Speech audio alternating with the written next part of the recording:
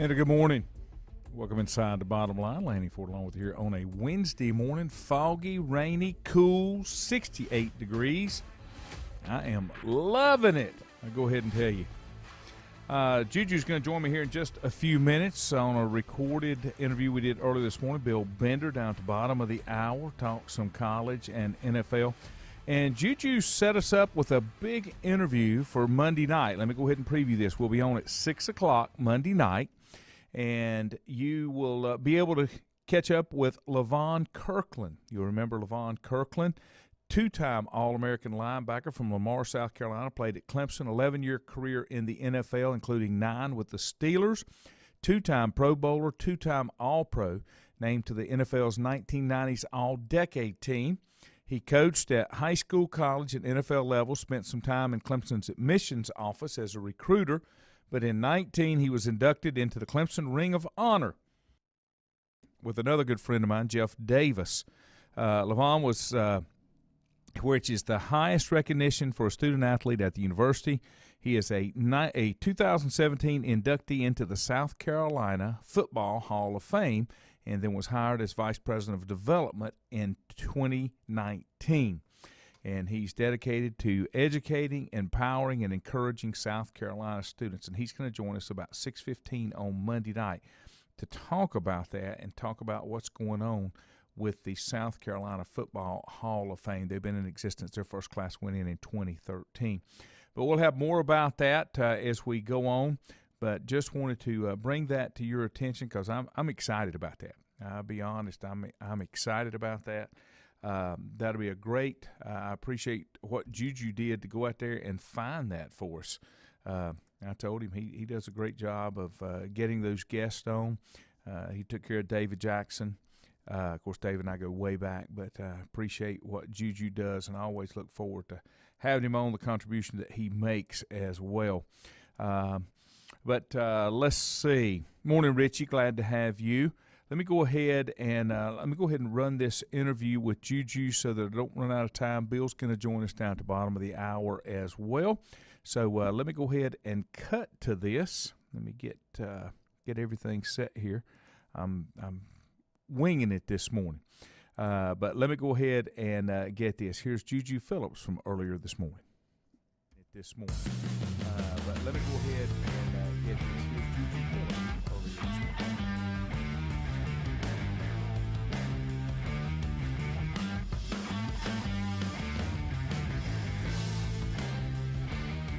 And welcome back. Glad to have you here on a rainy Wednesday morning. Cooler weather coming in this afternoon. Going to be a great day for weather, for me anyway. Cool and rainy.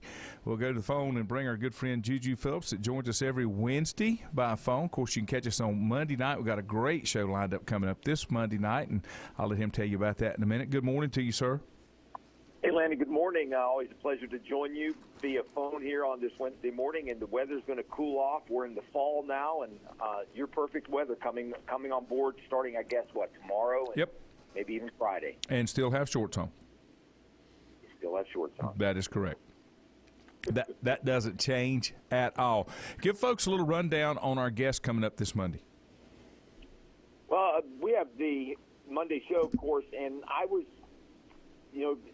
we always seem to try to angle it towards, obviously, a lot of football talk. And something popped up on one of my social media feeds about the South Carolina Football Hall of Fame. And they recently had their induction ceremony back in August. And I saw Levon Kirkland, who is, I guess, one of the assistant directors of the South Carolina Football Hall of Fame. And played at Clemson, played in the NFL. And so I just reached out to him and some other people with the Hall of Fame, and we're able to book him and line him up for Monday's show to talk about not only the South Carolina Football's Hall of Fame, but also maybe his career and how the Hall of Fame all got started. I'm part of the Catawba County Sports Hall of Fame, and I was always interested in, how some of these things get on board. South Carolina has a Football Hall of Fame. North Carolina does not. And that's an interesting history about how deep and rich football reaches in South Carolina. So I wanted to get on board with that and have him talk about, too, what is going on, because they're doing some fundraising and some other things. What's going on with the South Carolina Football Hall of Fame? And it's relatively new as that Hall of Fame started up inducting first members in 13. So it's a little bit on the new side, but still they've got some great folks in there. Some of the guys that are in that I played with, Coach Ford's in there as well.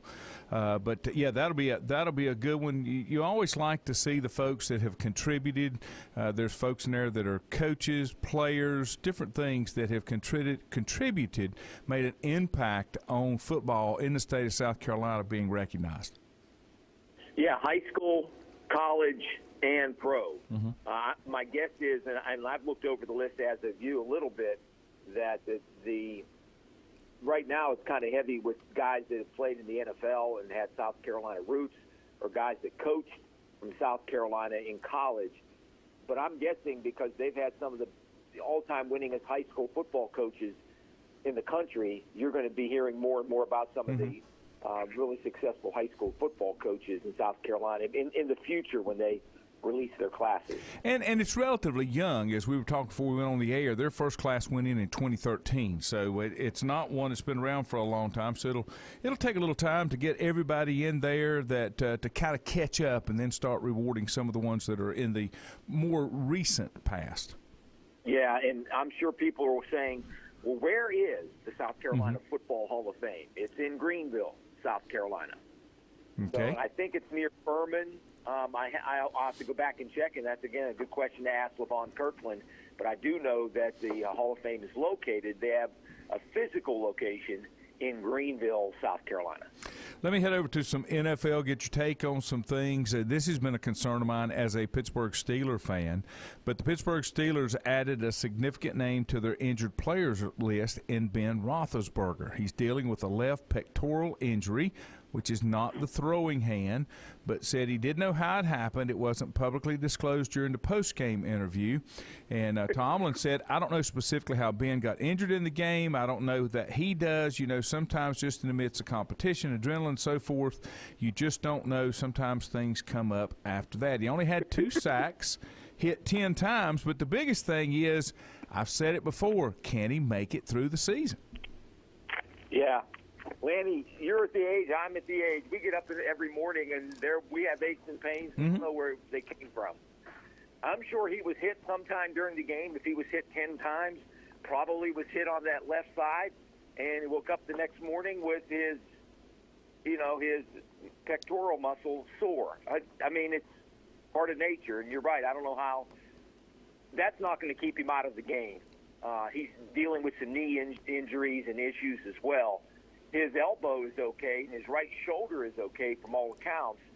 So if they can keep him upright, their offensive line is really bad. They're struggling. They're struggling to run the ball, and they're struggling to keep Ben protected so he can throw the ball down the field.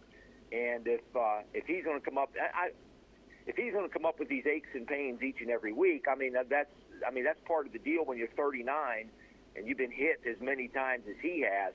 They just got to protect him against some of the major injuries, hurting his elbow or shoulder again, or, God forbid, hurting his knee in the pocket while we're trying to scramble. So you can tell he is not close to being what he was, but he's probably, as the song says, better than what he used to be, a little bit better than the last couple of years. So if they can keep him healthy, but it all starts with those guys up front. Well, they've got to block better, protect him better. Yeah, here's a couple of things, Juju. He's 39. He's never really taken care of his body. He's a larger quarterback, which doesn't help you either. I mean, when you start to age. And then, here's the part that bothers me in Tomlin's comments. This is just the background. He took 2 sacks to the Raiders and was hit 10 times, and Tomlin acknowledged it was too much for his 39-year-old quarterback and offered solutions that could keep every week from being a repeat. And here's what Tomlin said that bothered me. Yeah, he did, Tomlin said. He took too many hits. We can run the ball better. We can get the ball out of his hand quicker. We can stay on schedule, not get behind the sticks, and get in situations where the line of the game is so far that that enhances the rush. That tells me you've got a problem at quarterback, because you're asking everybody else to just put a bubble wrap around him and take care of him because he's fragile. That's not good, Juju. No, it's not. And they have a new offensive coordinator, new quarterbacks coach, and a new offensive line coach. And so throw all that in there and trying to get the offense to work with 3 rookies starting up front for them on the offensive line. They have a rookie tight end starting. They'll have a rookie running back starting. So mixed with all of that, Ben trying to stay as healthy as he can, you're right.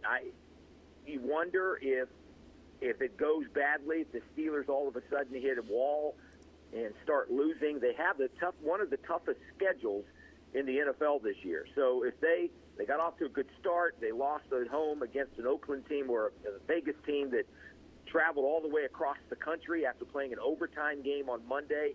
They should have been a tired football team, and they took it to the Steelers.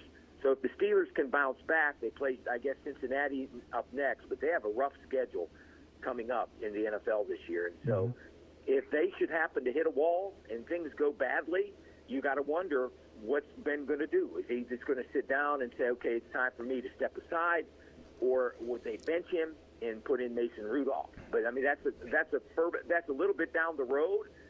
But if things go as bad as they were last week, this coming week at home against the Bengals, and the Steelers lay another egg like that, then there is even more cause of concern on the future of Ben Roethlisberger with the Steelers starting quarterback. And I guess Mason Rudolph is still the number 2 guy?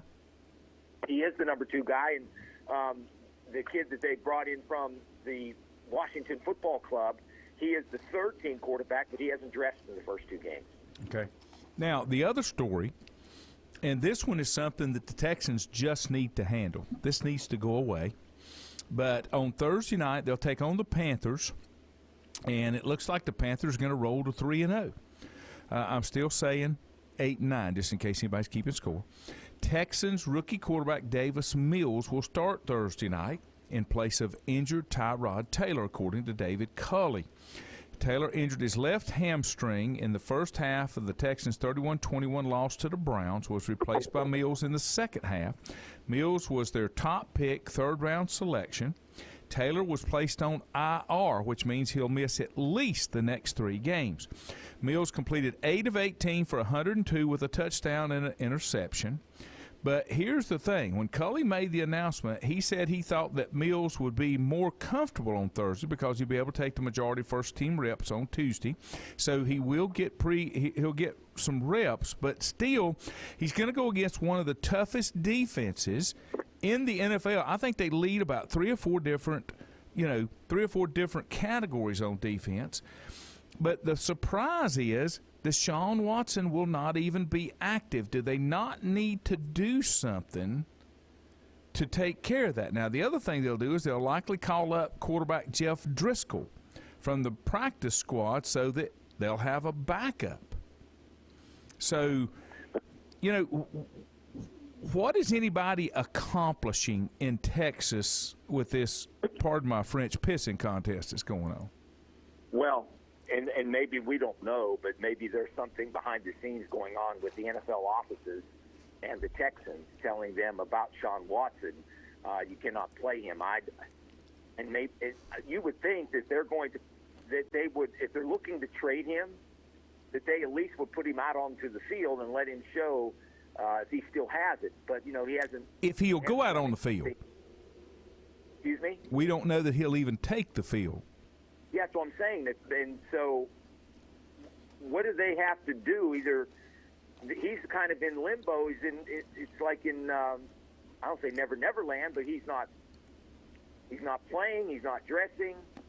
He's not suspended. So, I mean, what do you do? But they're paying him. They're paying him. But if he's not active by week 10, he doesn't get to count this year, correct? Isn't that the rule? That's right.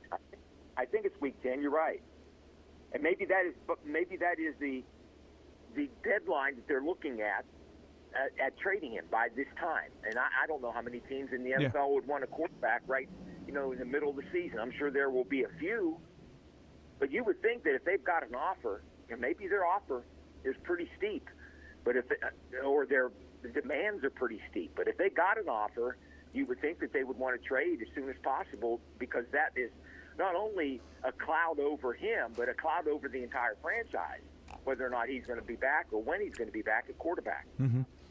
I just think it's something that needs to be resolved. That was my two items, sir. What you got on your docket? Well, we got college football locally over the weekend. Lenore Ryan back in action at home for the first time this year. And talked with some people yesterday, Lanny, and my understanding is, they talked about having plans unveiled earlier this year to rebuild their football stadium at Moretz. My understanding is the progress for the fundraising continues to go along, and they're over the 60% mark of amount of money that they needed to fundraise, going towards $15 million. So if you do 60%, that's about $10 million, right? 10 or 11 million. So they're continuing to raise money, and they still plan to break ground in December to rebuild their football stadium and have most of it finished when the season starts in 2022 in August. So, that's a pretty ambitious plan, but I just talked with some people yesterday, and they are still planning on breaking ground in December, and their fundraising is getting pretty serious right now, too. And wanted to mention another thing. It has to do with LR a little bit and some football. There is about to be this week, hitting the presses, the first ever authorized book on the history of Lenore Ryan football. 100 years of Lenore Ryan football. It's going to be available sometime next month. It hit the presses this week. It's called, I think, Between the Bricks, 100-Year History of Lenore Ryan Football. It's one of those coffee table books. It's got a bunch of pictures and articles and stories about the history of Lenore Ryan football. My partner, Jack Huss, myself, and the book's author all helped put it together over the last year or so, and it's going to be released sometime next month, but I wanted to get it out there. First ever book of the history, the authorized history of Lenore Ryan football. And that was the question. So this is an authorized version. Mm-hmm. Okay. Yes. Yes. They've been in contact with the college and the university on how they're going to unveil it or how they're going to release the book.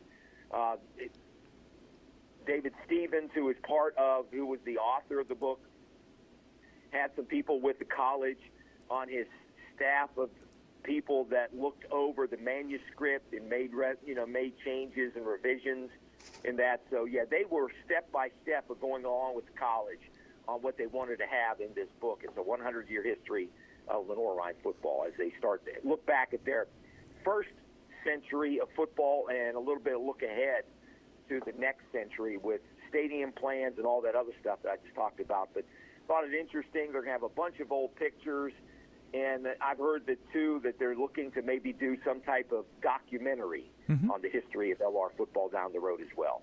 Sounds awesome. Yeah.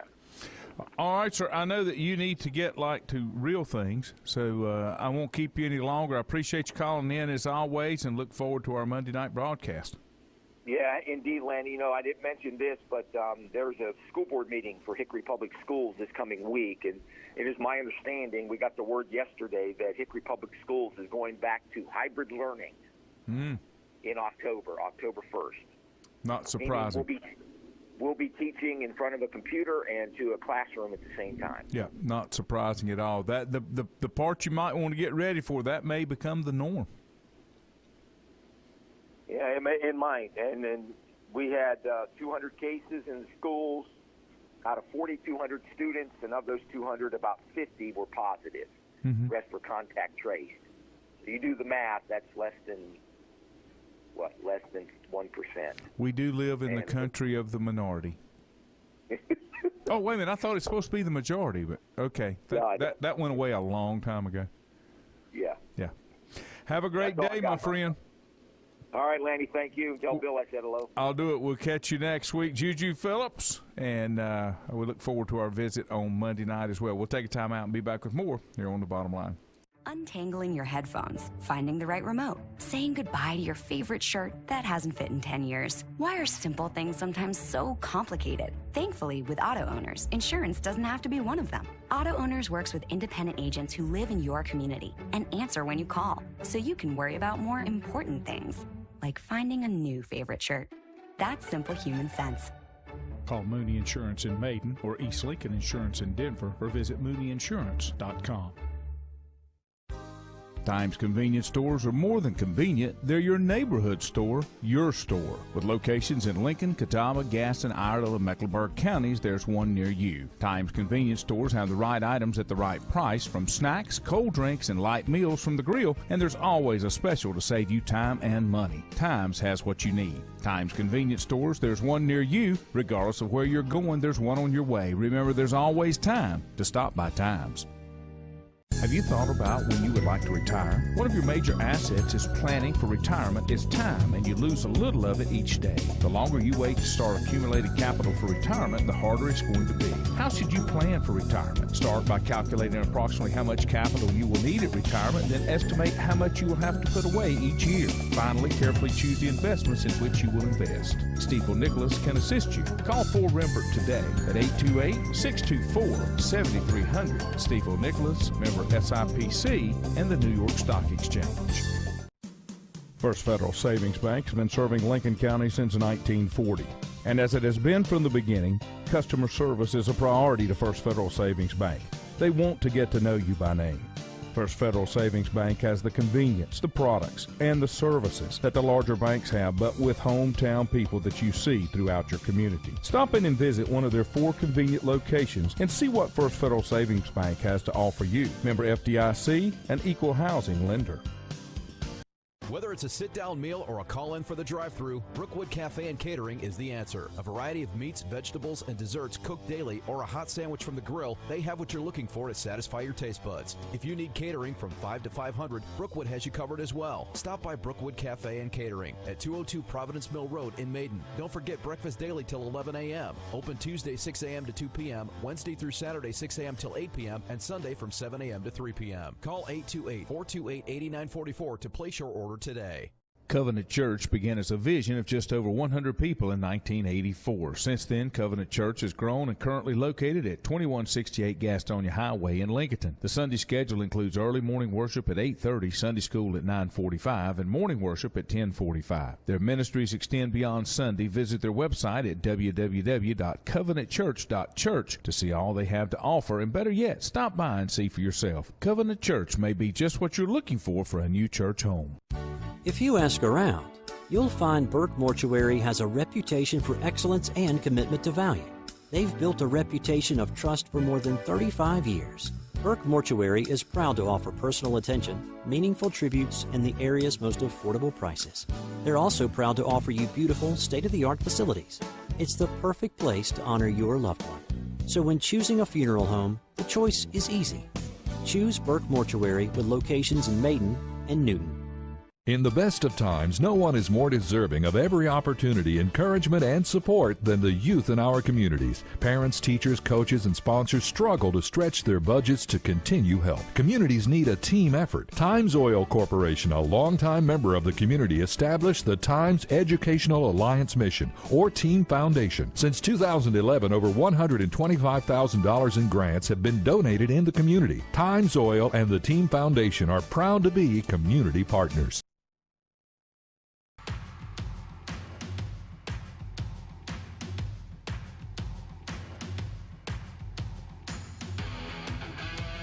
And welcome back.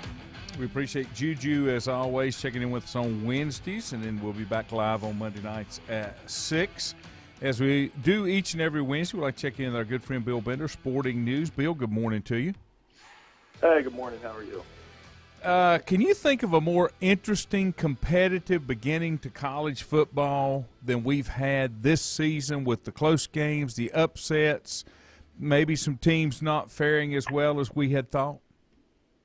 Oh, it's been a good start. Enjoyed the first 3 weeks, obviously. A lot of teams looked human last week. Mm-hmm. Whether it was Alabama, Clemson, needing a goal line stand, to everybody in the top 7 in Georgia really at least at one point in the season.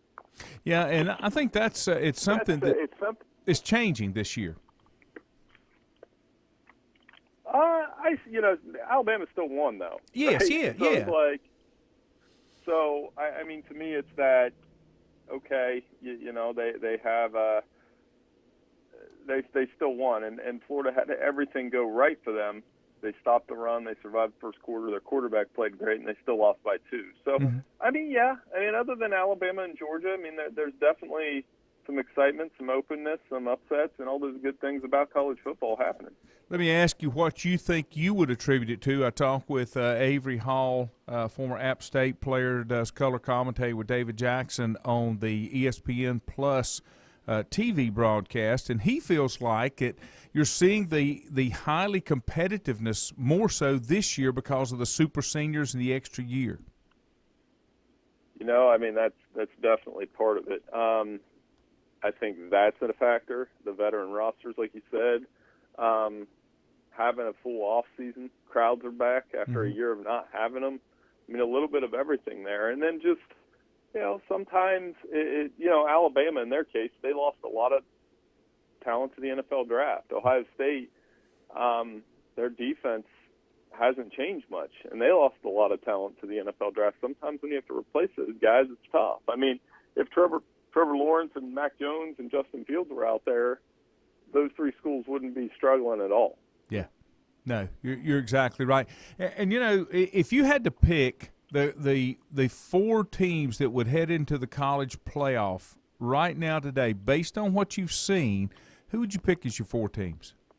Well, I mean, I think Alabama and Georgia. Then you got Oregon with the big win they've had, and I would say Oklahoma. I mean, I know they've had 2 weird games, but they definitely have had a big season. They definitely they're still in control of the Big 12. They've got a really good offense. So I think they're definitely one of those teams that I'd watch out for. After that, it gets a little bit open. I think based on what they've accomplished, Penn State probably deserves to be up there. With the wins against Auburn and Wisconsin on the road, the Nittany Lions have a nice resume so far. Some people are talking crazy talk, and that Penn State may be the one that wins the Big Ten. Maybe. I mean, at least you can ask that now.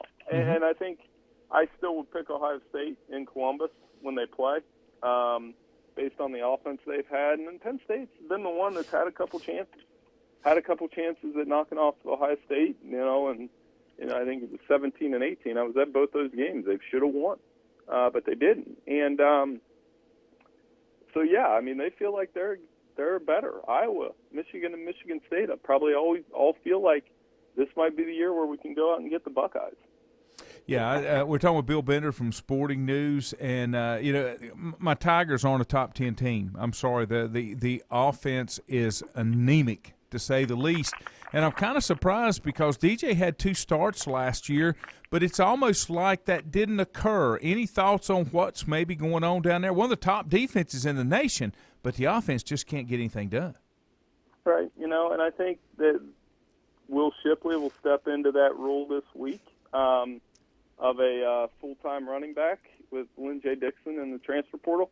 They got to take more shots down the field, but the offensive line has to give them time. Right. When Justin Ross is only averaging 9.9 yards per catch, that's not a good sign for your offense. So, but I think they'll get it together this week a little bit. That was their wake-up call last week. The good thing is they haven't given up a defensive touchdown yet, or an offensive touchdown yet, I suppose. So when you can rely on that defense, it'll allow the offense more time to come around.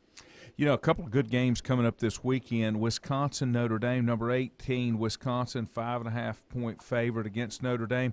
Some folks, and me as one, are a little disappointed. Notre Dame looks a little further behind and maybe not as good as they've been sold to be. They can't run the ball. They haven't been able to run the ball with the normal consistency that they do. Now, they did get it on track a little bit late against Purdue. Jack Cohn has played well. Big spot for him playing against his former team. Should be fun to watch. But, yeah, so I think that's something to watch. That this is a big game. I like the Irish to pull the upset.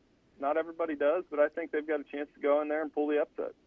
We were talking about it. So many conferences now have gotten to where you've got a heavy top half and a very heavy low half, nothing really in the middle.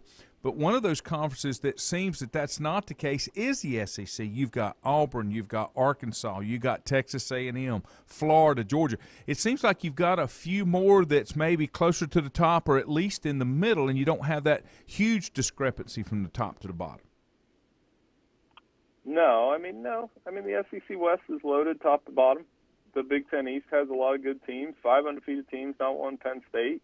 I think the SEC West is the best division in football right now because it has, when you're looking at Mississippi State and LSU at the bottom, and not to mention that, it's been a big year so far for Arkansas. They've been one of the best surprises of the year, and they've got a chance to go out and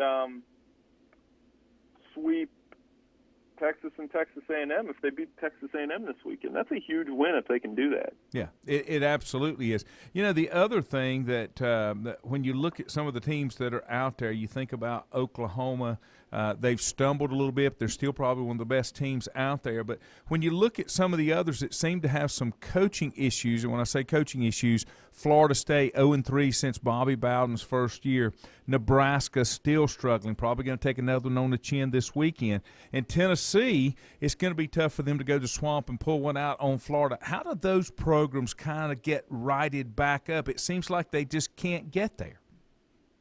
Well, I think some of it's, recruiting, not switching coaches every third year, riding it out. You look at Iowa, they've rode out this before where they probably felt like they weren't ready to,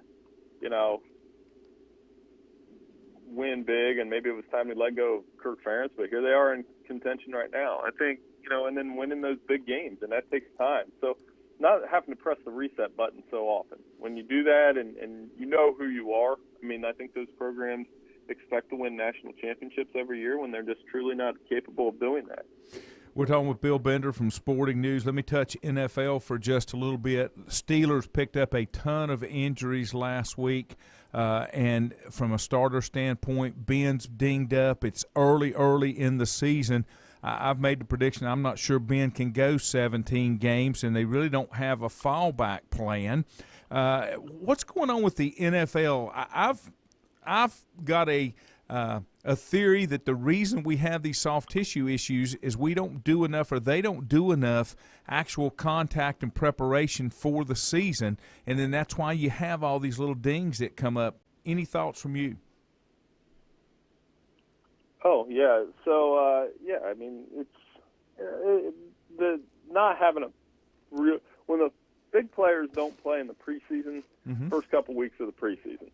You saw that with the Packers. They didn't look good in week one. And they kind of worked it out, and by the second quarter, they looked pretty good against the line. Big Ben's case, he's just really old.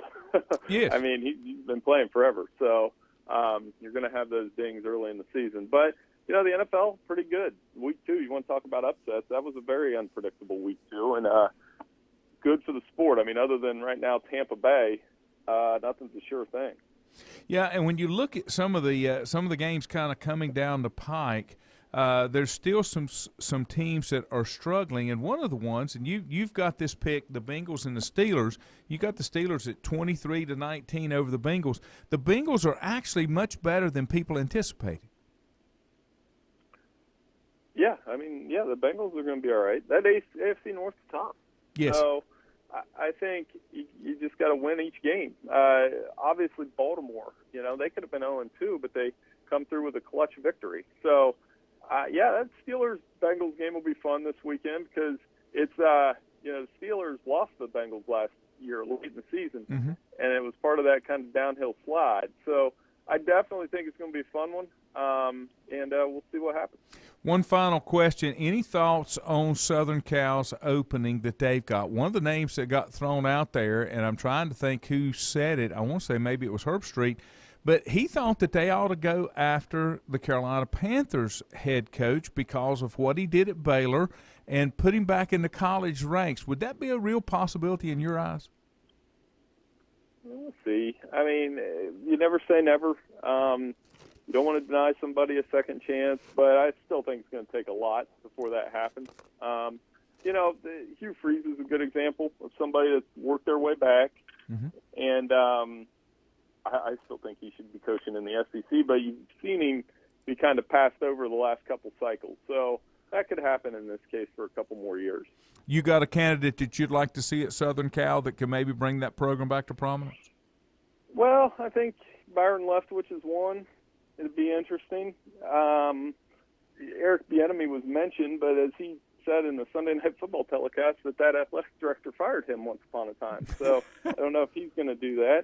That was kind of funny. And then I think James Franklin's one to watch, depending on how Penn State's season goes. I think he fits that job perfectly. Could Luke Fickell be a surprise since it's the same AD that he's worked with before? Maybe. But I still think Luke Fickell's in a good spot. I think his son's playing there now, and I don't think he's in a big hurry to leave Cincinnati. Gotcha. Well, and he's doing well. He's in the top 10. I mean, how much could you ask for when you're not a Power 5 program? Yeah, and they've got the biggest game possible coming next week against Cincinnati. Yeah. If he could continue that, then he can kind of write his own ticket when that time comes if he wants to make a move. Correct. And I think, for him, why not wait till Notre Dame comes open? Yeah, that's true. That's very true. Bill Bender, we appreciate your time as always, my friend. Look forward to talking with you again. Yep, no problem. Thanks for having me on. Thanks, Bill. Appreciate it. That's Bill Bender, Sporting News. Great insight. He does some picks, and it's interesting. One of the things that I saw on there on his college football picks, they do straight-up picks, and they also do picks against the spread. He's done great, in my opinion, in the straight-up. He is 44-11 overall. He was 17-3 in Week 3. However, against the spread, 23-32, losing record against the spread, and broke even last week in Week 3 at 10-10. So that spread's not out there for just play, guys. That spread is out there to make you think about it and maybe make you do some things that you don't want to do. That's all I'll say. Let me take a break. Come back in just a moment. Untangling your headphones, finding the right remote, saying goodbye to your favorite shirt that hasn't fit in 10 years. Why are simple things sometimes so complicated? Thankfully, with auto owners, insurance doesn't have to be one of them. Auto Owners works with independent agents who live in your community and answer when you call, so you can worry about more important things, like finding a new favorite shirt. That's simple human sense. Call Mooney Insurance in Maiden or East Lincoln Insurance in Denver or visit mooneyinsurance.com.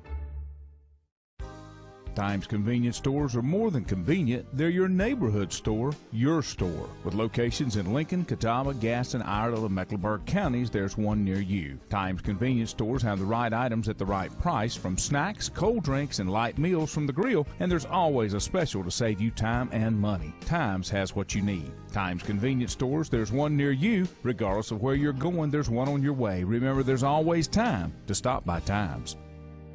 Have you thought about when you would like to retire? One of your major assets is planning for retirement is time, and you lose a little of it each day. The longer you wait to start accumulating capital for retirement, the harder it's going to be. How should you plan for retirement? Start by calculating approximately how much capital you will need at retirement, then estimate how much you will have to put away each year. Finally, carefully choose the investments in which you will invest. Stifel Nicholas can assist you. Call Ford Rembert today at 828-624-7300. Stifel Nicholas, member SIPC, and the New York Stock Exchange. First Federal Savings Bank has been serving Lincoln County since 1940. And as it has been from the beginning, customer service is a priority to First Federal Savings Bank. They want to get to know you by name. First Federal Savings Bank has the convenience, the products, and the services that the larger banks have, but with hometown people that you see throughout your community. Stop in and visit one of their 4 convenient locations and see what First Federal Savings Bank has to offer you. Member FDIC, an equal housing lender. Whether it's a sit-down meal or a call-in for the drive-thru, Brookwood Cafe and Catering is the answer. A variety of meats, vegetables, and desserts cooked daily, or a hot sandwich from the grill, they have what you're looking for to satisfy your taste buds. If you need catering from 5 to 500, Brookwood has you covered as well. Stop by Brookwood Cafe and Catering at 202 Providence Mill Road in Maiden. Don't forget breakfast daily till 11 a.m. Open Tuesday 6 a.m. to 2 p.m., Wednesday through Saturday 6 a.m. till 8 p.m., and Sunday from 7 a.m. to 3 p.m. Call 828-428-8944 to place your order today. Covenant Church began as a vision of just over 100 people in 1984. Since then, Covenant Church has grown and currently located at 2168 Gastonia Highway in Lincoln. The Sunday schedule includes early morning worship at 8:30, Sunday school at 9:45, and morning worship at 10:45. Their ministries extend beyond Sunday. Visit their website at www.covenantchurch.church to see all they have to offer, and better yet, stop by and see for yourself. Covenant Church may be just what you're looking for a new church home. If you ask around, you'll find Burke Mortuary has a reputation for excellence and commitment to value. They've built a reputation of trust for more than 35 years. Burke Mortuary is proud to offer personal attention, meaningful tributes, and the area's most affordable prices. They're also proud to offer you beautiful, state-of-the-art facilities. It's the perfect place to honor your loved one. So when choosing a funeral home, the choice is easy. Choose Burke Mortuary with locations in Maiden and Newton.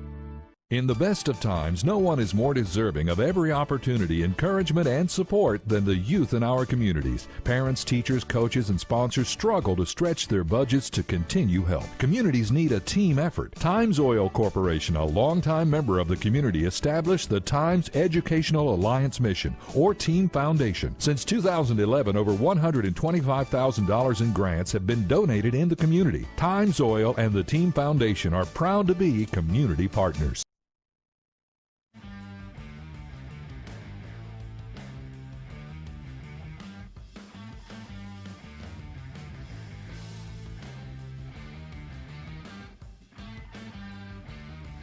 And welcome back.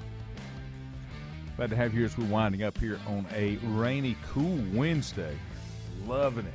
Absolutely loving it. Appreciate Juju stopping in this morning, as well as Bill Bender, as he does each and every Wednesday. We appreciate that. Four will be back with me again in the morning. Richie said that picks were a little tougher this past week. Had to pause on a few of them. Bill Klein, good morning. 9-8 for the Panthers, he says. I'm still sticking with 8-9. They could make a little bit of run on that. Milton, good morning. Milton says Ben's getting old and it's catching up to him. It catches up to all of us. That's kind of the way that works. Let me give you a story that bothers me a little bit. It's not in here. It's not locally around here, but Utah quarterback Charlie Brewer leaves the team after 3 starts. He has decided to leave the program. Utah coach Kyle Whittingham said, Charlie has decided to move on, and we wish him the best. The decision was made public 3 days after he struggled and was pulled in a 33-31 triple overtime loss to San Diego State. Backup Cam Rising, a Texas transfer, completed 19-32 for 153 yards, 3 touchdowns, no picks, and guided the team back from a 24-10 deficit. On Tuesday, he was listed as the starter on the team's official depth chart. Brewer was a 4-year starter at Baylor. So here's somebody, I'm guessing, that took the grad assistant or the graduate transfer so he could play. But he announced that he would transfer to Utah in December. He received the majority of first-team reps in spring and beat out Rising to win the starting job. He had completed 48 of 79 for 484 yards in 3 games, 3 touchdowns, 3 picks, and the Utes got off to a disappointing 1-2 start. By transferring at this point in the season, he can use his red shirt and will be eligible to play at another school next season. Now, here's the problem with that. Is that a commitment from the player to be with any team? Or if I just don't get my way, I'm just going to take my ball and go home. I'm just trying to figure it out, not saying it's right or wrong. I'm just throwing it out there for thought. Somewhere you got to settle down and say, look, I've got to kind of hang in here. I just think we've made it too easy. I don't like it. Clemson has had another one just like that. They've lost a defensive tackle, Tyler Davis, going to need surgery to repair a torn bicep, missed 7 to 8 weeks. He also said that running back Lynn J. Dixon has entered the transfer portal. Dixon was in that – he entered the spring as the likely starter after serving as Travis Etienne's primary backup for 3 seasons.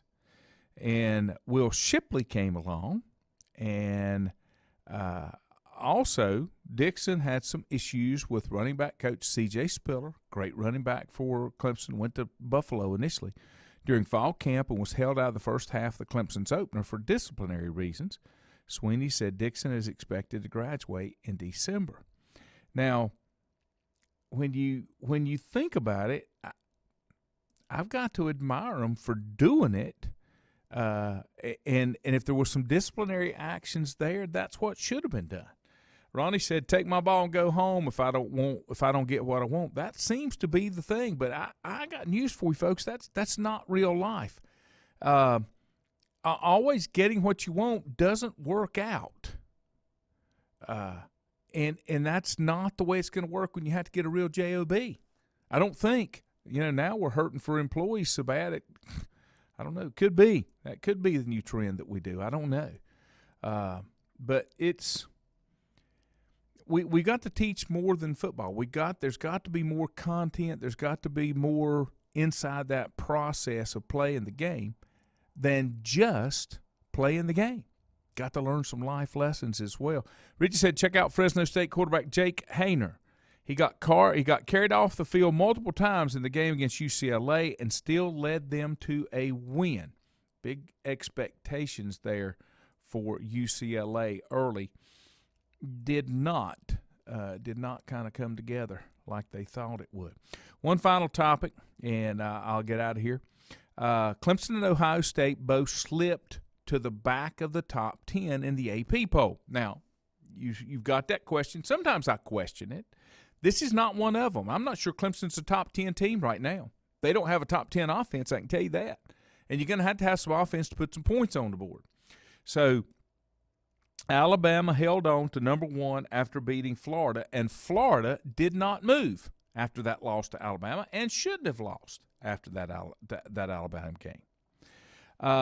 Alabama got 59 of the 62 first-place votes. Georgia walked on the chickens. Georgia got 3 of those votes, but it's Alabama, Georgia, Oregon, Oklahoma, Iowa, Penn State, Texas A&M, Cincinnati, Clemson, and Ohio State. Florida still in at number 11.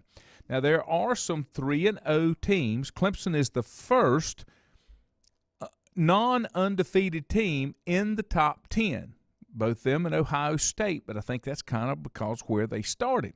As far as some other undefeated teams, Notre Dame, they're at number 12, Ole Miss at number 13, BYU at number 15, Arkansas at 16, Coastal at 17, Michigan and Michigan State 19 and 20, they're undefeated. And then the last undefeated team would be Kansas State, down at 3-0. Going to be a lot of shakeups as the weeks roll on into college football. And if you look at the schedule that starts tomorrow night, I'm going to have trouble because I'm going to have to watch 2 TVs, and I'm going to be up late, I guess. App State plays Marshall. That game is on ESPN. It's on ESPN, period, not ESPNU. That's a 7:30 kick up in Boone. And then on Friday, you've got Middle Tennessee at Charlotte, Wake at Virginia, Liberty at Syracuse, UNLV at Fresno State. Saturday, I'm gonna give you the games that will have significance. Notre Dame, Wisconsin. I'm going to take Wisconsin that one if it's on our pick'ems. I haven't even looked. That's a noon game. LSU, Mississippi State. Mississippi State may pull that one off too. Going on down through the list, any games of note? Coastal plays UMass. That'll be a slaughter. Utah plays Washington State. Iowa plays Colorado State. Texas A&M, Arkansas. That's the 3:30 game, and my Tigers in State. And I'm a little concerned going to NC State. They've always been able to give my Tigers a fit, and I'm a little concerned with that one. Louisville and Florida State, I'd have to look it up. I'm not sure the last time Florida State started 0-4, but they could be 0-4 after Louisville visits this weekend. Any other games of note? Tennessee at Florida, that will be bad. Nebraska at Michigan State, that one's going to be bad. South Carolina plays Kentucky, and South Carolina's going to have a new quarterback this week, if I'm not mistaken. Southern Miss goes to Alabama. That will be bad. West Virginia at Oklahoma. That one will be bad. Even though Georgia Tech played Clemson tight, Carolina will travel down to Atlanta and take on Georgia Tech. I don't think it's a game. I think Carolina walks away with that one. And no other real close matchups for this weekend, but it's going to continue. Duke hosts Kansas this weekend. That's still not going to be, I don't think. Richie said Sweeney said in an interview before he transferred that Dixon needed to grow up and get in line with the program. I told you I'm not a huge Dabo fan, but love it when you say things like that because that's what it's about. Richie said FSU went 0-11 in 1973, so there you go. Todd said, any truth to the rumor that ASU, Marshall, Charlotte, and Coastal may be moving to the AAC? When we talked to David Jackson about that, Todd, on Monday night, if you didn't get a chance to hear that, you may want to go listen to that. He's kind of towards the tail end of the program. The AAC would be a totally different thing because there's other conferences, including the Big 12, that's trying to poach some of them.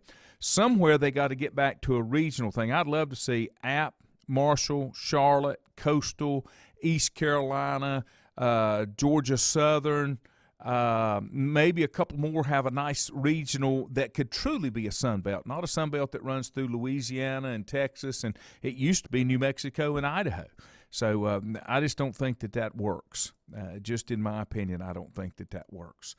All right, I'm going to buzz out. I got some stuff I got to get done. Have a great day. I'll see you back here in the morning about 8 o'clock. For Rembert will be with me then.